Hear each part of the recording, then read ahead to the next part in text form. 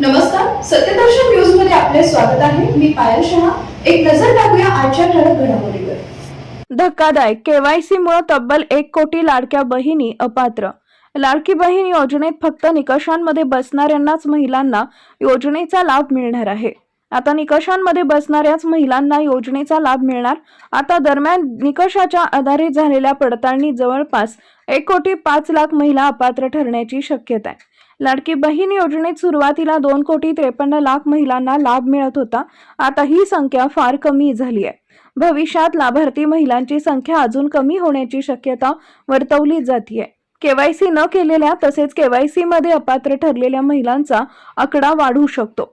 जवळपास एकूण 8 कोटी महिला अपात्र ठरण्याची शक्यता वर्तवली जाते. दरम्यान लाडकी बहीण योजनेसाठी राज्य सरकारने निधी मंजूर केलाय. 26,500 कोटींचा निधी मंजूर करण्यात आला आहे.